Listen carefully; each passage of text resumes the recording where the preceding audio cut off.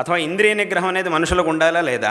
ఎందుకంటే ఇంద్రియ నిగ్రహం మనకు అవసరం లేదు. ఇంద్రియ నిగ్రహాన్ని దేవతల కోసం కదా ఉపదేశించింది, మనకు అది అవసరం లేదు, మనకు ఉండాలా లేదా అనేటటువంటి ప్రశ్న రావడానికి అవకాశం ఉంది అని చెప్పి ఆ ప్రశ్నకి సమాధానంగా అక్కడ శంకరాచార్యులు వారు ఏం చెప్పారు అంటే, అసలు వాస్తవంగా ఇక్కడ దేవతలు రాక్షసులు అంటే ఇంకెవరో కాదు, మనుషులే.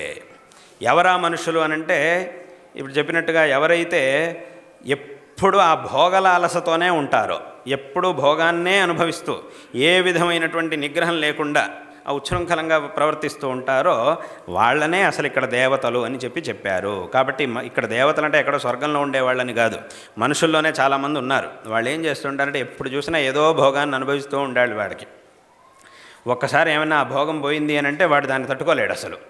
కాబట్టి ఇది పనికి రాదు, ఇలా ఉండకూడదు. మనిషి అనేటటువంటి వాడు ఎలాగైతే ఇప్పుడు ఒకవైపు నుంచి సంపాదిస్తున్నాడు, ఉద్యోగం చేస్తున్నాడు, సంపాదిస్తున్నాడు, ఇంకోవైపు నుంచి ఖర్చు పెడుతున్నాడు, అనుభవిస్తున్నాడు. ఈ రెండు జరుగుతూ ఉండాలి. ఈ రెండిట్లో ఏది ఆగడానికి వీల్లేదు.